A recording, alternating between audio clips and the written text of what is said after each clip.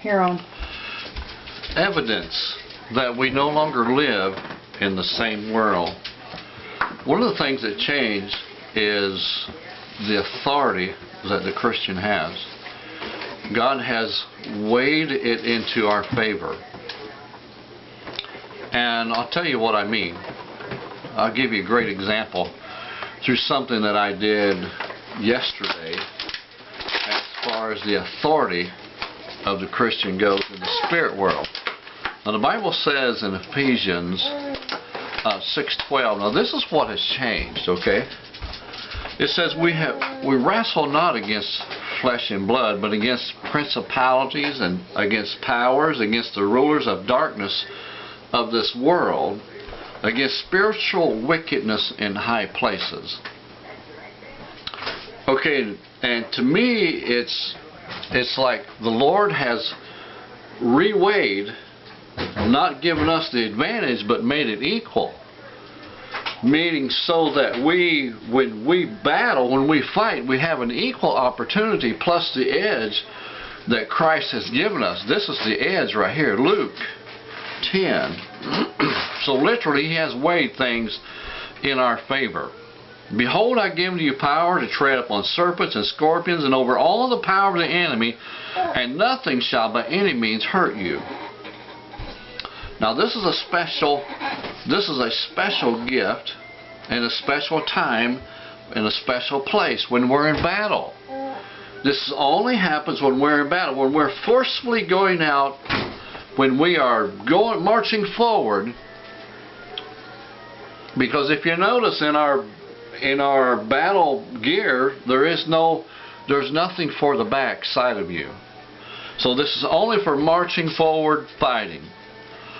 To him that overcometh will I grant to sit with me in my throne, even as I also overcame and sit down with my Father in His throne. That's the time when this is waged. When you are being an overcomer, and I want to show you what that I did last night. But let me get the battle gear for you first, okay? Put on the whole armor of God.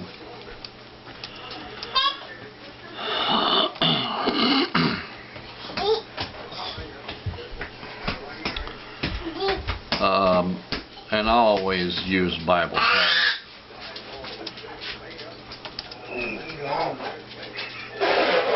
Because number one, because I'm used to it. And Ephesians 6:11, put on the whole armor of God. Now I'm going to go down and get the King James and read that to you, because I want you to see exactly what it's talking about, the armor of God, you know. I've done a lot of sermons on this.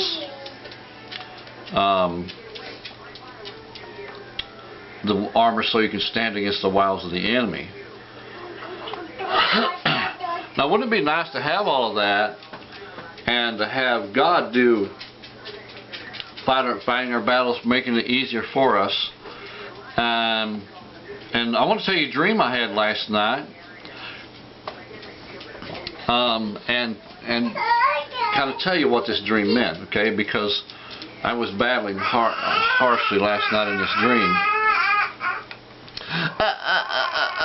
You want to make the movie? Huh? She's a baby. Come here for a second.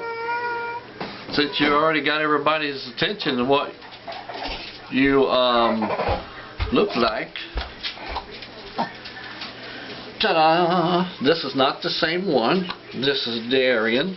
Our youngest grandchild. Our youngest grandbaby. Who is spoiled rotten, by the way. Needless to say. Look how beautiful she looks. Isn't that something? Oh. It's such a pretty baby. Yes, there is. Okay. Mama. And she is one of the reasons why I do what I do in the fashion that I do it. The innocency of heaven. The Bible says, forbid not these little ones to come to me, for such is the kingdom of heaven. And in aborting babies and stuff like that, you're literally destroying a piece of heaven. Finally, my brethren, be strong in the Lord and the power of His might. Put on the whole armor of God, that you may be able to stand against the wiles of the devil. Against the wiles of the devil. Now yesterday I did something that ticked the devil off. Now our battle is in the spirit world. It's not in the fleshly world. When you battle against somebody that's coming against you, you're not really battling that person. You're battling the spirit that stirred him up. It's important for us to know that as Christians, because you have to know where your battle is being fought in order to win it. You can't win a battle that... You know, the picture of a mother here, I might put this picture on. I'm kind of twixt between... no, I think I'll just go ahead and put the picture on that stirred the devil up, because the one I put on Facebook about abortion. And then I said to myself, this is going to tick the devil off. And sure enough, I had a dream last night, you know. And in this dream, this fellow kept flirting with my honey, and I ran him off, and he gets out this little box with knives in it. 4 knives. 4 knives. That's a sign of number 4 is a sign of the last days. Every time you see the number 4 in the Bible, it's got something to do with the last days. So he got one of his knives out and he threatened me, and I didn't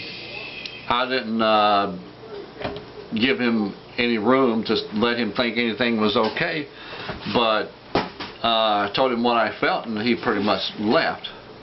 And I told him not to come back. And later on in this dream, I met my honey, and I was talking to her, asked her about the guy, and she said, he's over there, said he's not such a bad fellow, and this and that. He said he was this, and he said he was that, pretending like he was a really good person, you know. And I'm like, okay, I'll take care of this business. And I was going over to his house, you know. I was like, he thinks I won't go to his house, I'm coming right over there. Now in the spirit world, man, you have to walk in any kind of a battle that you're going to fight. You have to walk into the battle. The old saying goes, if you want to see Jesus face to face, you got to stand toe to toe with the devil.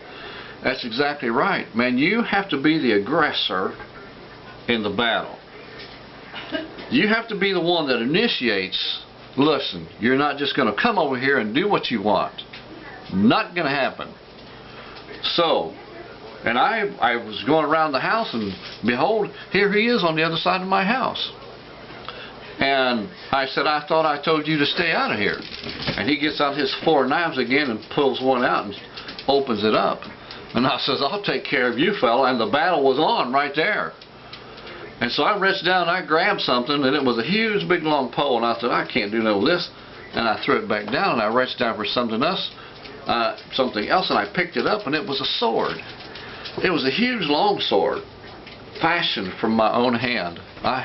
This was a sword that I had made and laid down and forgotten about. You know, one of the worst things we can do as a Christian is lay down our sword, our spiritual battle, where we fight the battles, man, on our knees. You know, sometimes we just quit, we stop, we wager. You know, sometimes when people pray, they really don't pray to get through to the Lord. They don't pray to get through to the Lord. They pray so that they can be heard. They pray so that they can tell people, man, I pray you should have seen me sweat. Oh, man, my sweat was coming down like great drops of blood, just like Jesus was in the garden when he was praying. And all they do it for so somebody can hear. No, listen, get alone. Go out into the middle of the woods. Get between you and God, man, and build up your spiritual strength. Sharpen your sword, man. Get that thing looking nice and neat and pretty. You know, mine had been laid down for a while in that dream. And I picked it back up. And I went after that guy, man. And him and I, we were on with it, buddy. We were whacking and slamming and blamming, you know, and I'm all over him like ugly on a gorilla. And I hit him, I turned him every which way but loose in that dream. And I had him down. And when he was laying flat on the ground, man, I took my sword and I whacked off the end of his sword. and it was over. He was dead. He was dead, and his sword was broken. He had no more power. The devil had no more power. And listen, this is what happened when you fight. This is exactly what happened when you fight in the spirit world. In the spirit world, you will overcome the enemy. Just like Jesus said right there, to him that overcomes will I grant to sit with me on my throne, just as I have conquered and have sat down with my Father in his throne. That's exactly what it's talking about. Sometimes we forget.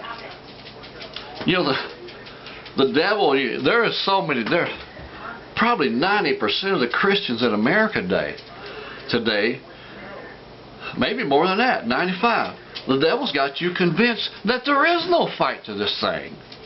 Horse pucky, there is a fight to this thing. Go back and take another look at this picture that I put on. Let me see if I can get this up for you real quick. Okay? Because I want to tell you exactly what it said and I want to talk about it. Okay? I've got to open up my Facebook here real quick. Go to my wall. Bring up my leader. I'm reading something there. Bring up my page.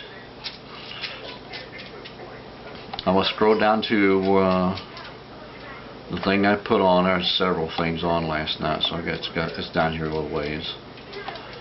So just bear with me, because I want to show you exactly what I said. I put, okay, you know the clown it. Now the Lord told me to do this, otherwise I wouldn't have done it.